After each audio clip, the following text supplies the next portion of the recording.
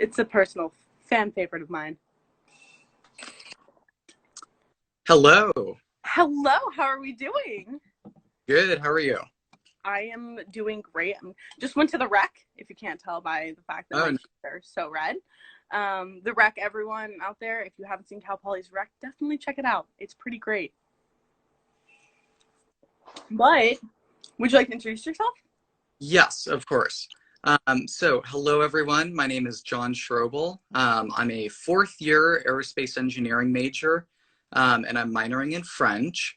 And I am one of the International Center's study abroad peer advisors. So I'm excited to be here with y'all to be able to talk about studying abroad. Incredible. So, you're a peer advisor. What exactly does that mean? Yeah, so every year we have a team of 4 or 5 peer advisors who are kind of like the first line of response whenever someone has a question or just needs someone to talk to you about studying abroad. So basically, come next year, we'll have our team all set up and we will hopefully be back in person in the International Center. And you all will be able to basically just come by for informal drop-in advising, and we'll be able to help answer your questions, kind of get you on the right path in terms of preparing to study abroad. And we can also point you to the right campus resources if you have any specific questions. So, for anyone out there, I studied abroad in Prague. Can you see all the classes that are virtual for fall?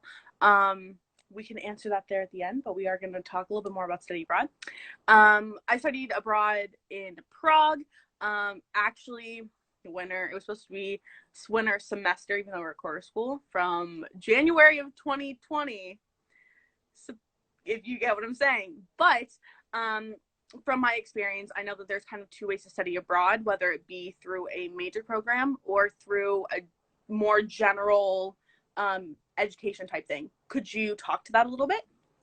Yes, of course. And I realized I forgot to mention, I studied abroad in Paris during my second year, so fall of 2019.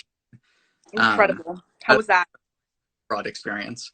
So yes, we have a couple of kind of general options in terms of studying abroad. In my case, and what a lot of people do, is going on a program that's specific to your major.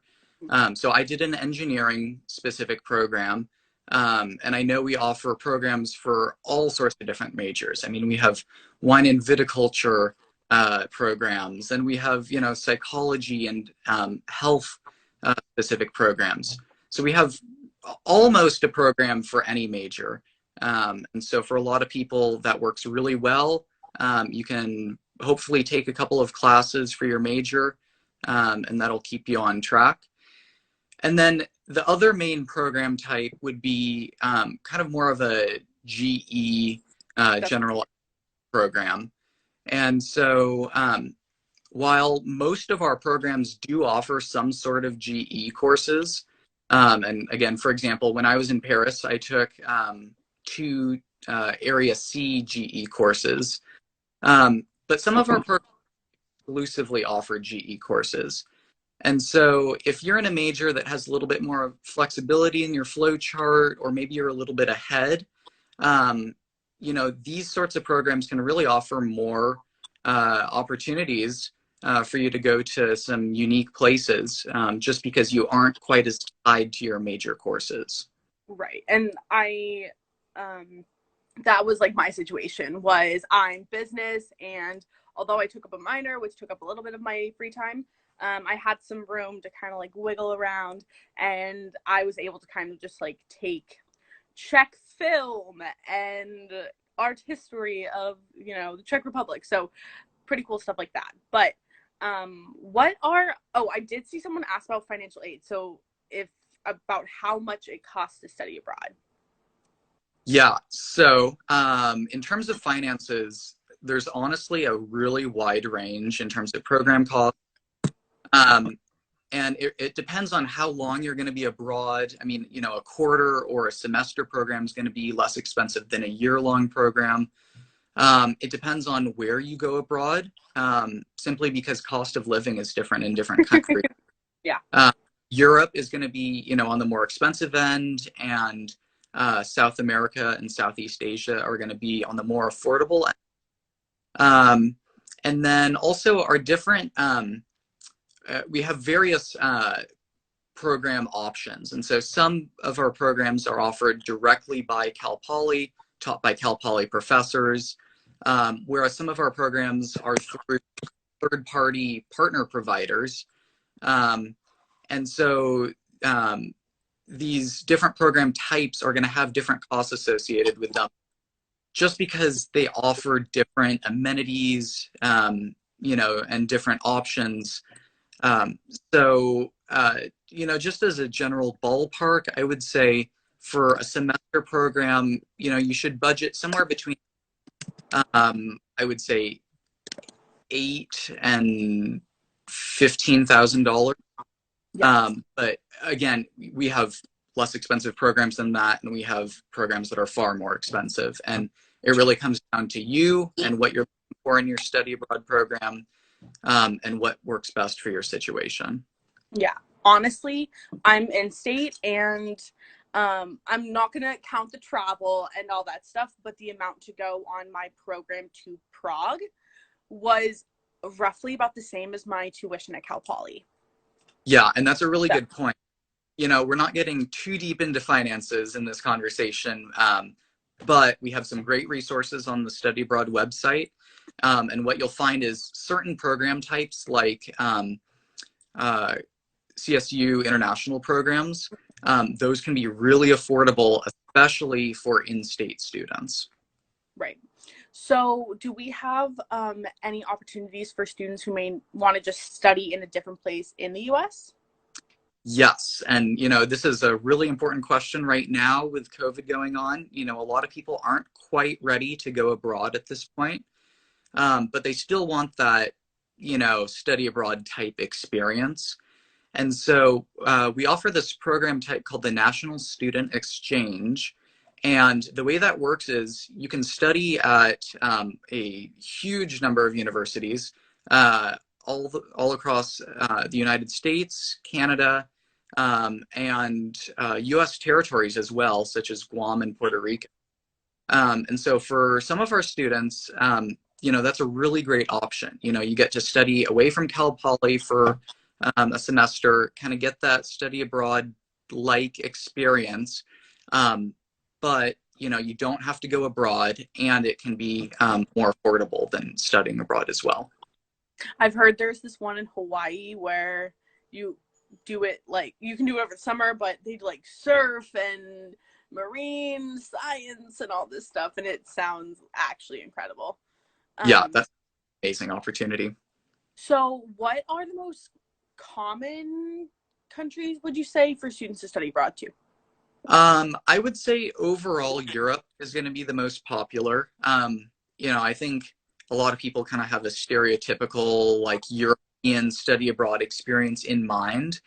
Um, but Europe is by no means our only study abroad destination. I mean, we have uh, study abroad opportunities on six continents. I'm not sure how many countries, but I think it's at least 80 or 100. We offer a lot of country programs in various countries. So if you're interested in going to Peru or Thailand for a semester, we're going to have programs that go to those kind of more off the beaten path places. I'm a tour guide. I'm a poly rep here at Cal Poly, and a ton of poly reps went to Thailand, and they absolutely loved it. And another one, it was for architecture, but he went to Japan. Mm-hmm. So what were some of your favorite things to experience on study abroad? Well, when I was studying abroad, like I said, I was in fall of 2019, definitely before COVID hit, thankfully. I definitely got lucky in that regard. But I had an amazing time just being able to, experience the local French culture, kind of in my case, studying in Paris, as a Parisian would. I was able to live in an apartment, in a neighborhood pretty close to the center of the city. And, I could go to the local grocery store and the local bakery and, get my baguette in the morning. And, um, I really appreciated just being able to live, in a foreign country for, in my case, almost 5 months. And, just being able to experience that local culture in a way that you can't quite get as, a tourist there for, a week-long trip or whatever. Um, but of course, I also enjoyed my travel outside of Paris. Yes. I did lots of, weekend trips around France and around the rest of Europe. And, um, I made so many amazing memories and, made some great friends just through my travels and, some of the other unique opportunities that I got during my time there. I echo that 10,000%. And some of my abroad friends are some of my best friends to this day. Mm-hmm. It's so unique and special just to be out in the world. And I think especially for students who are at Cal Poly, SLO is an incredible city, but there are only 44,000 people here, which in the world there's so much left to see.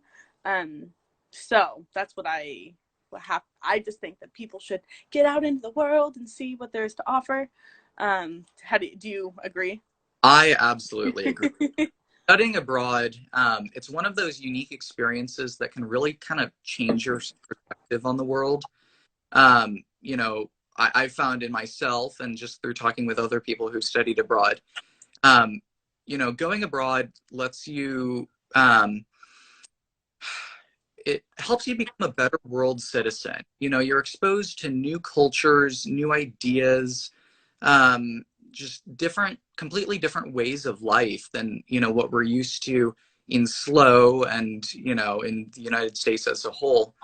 And so what we find is that, studying abroad can really be a transformative experience for a lot of students. Um, and, something that's definitely a bonus of studying abroad, when you start, applying for jobs and whatnot, if you have that study abroad experience on your resume, they're going to ask you about that. And you can talk about how, studying abroad really, opened you up to, new experiences, like I said, new cultures and points of view. And a lot of employers really look for that in prospective, people that they're going to hire. So, it's far more than just, a chance for you to be able to travel. It's going to, hopefully make you into a new person. It does that. I think people say, "Oh, that's a cliche," stuff like that. Not at all. It's the truth. So if y'all want to put any questions you might have about study abroad in the chat, and John, if you have anything else you'd like to add about study abroad while we wait for questions.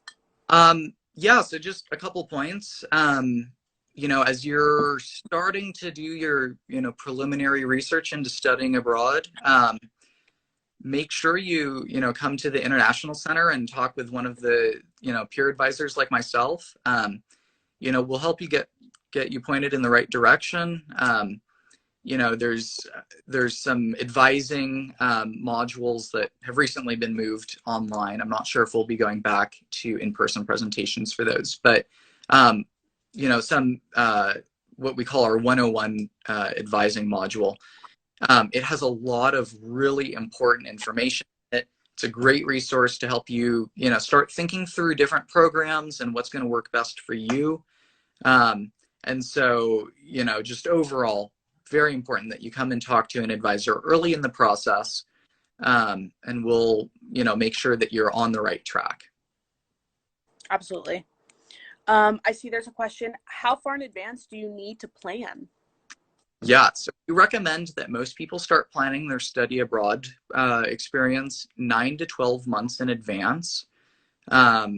right now things are a little bit different with COVID. We've been putting most of our resources into getting students abroad for this fall. And I am excited to say that we're going to have over 250 students studying abroad this fall. So a much larger cohort than we were expecting, even just a couple of weeks ago. So things are looking better. Certainly the situation is very much fluid at this point, but at this point, we're starting to work on applications and whatnot for next spring. And I believe applications for most of our programs should be open, and that's for spring 2022. And I expect next summer those programs to start opening up probably this fall. But yeah, overall, I would say 9 to 12 months in advance will give you ample time to do all the planning you need. Do you have any knowledge of ag study abroad examples? Ag is in agriculture? Yes. Yes. Okay, so, our agriculture department has, a pretty wide range of specific majors, and it kind of depends on what your major is, when you're planning on going abroad.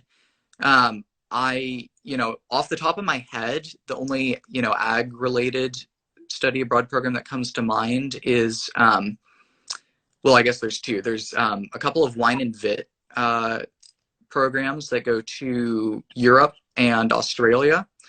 And then there's also this really unique opportunity for animal science majors who are interested in becoming veterinarians. It's essentially a 5th-year program. It takes place in Scotland, and you basically get your master's and become a veterinarian while you're abroad. So very unique opportunity for our animal science friends.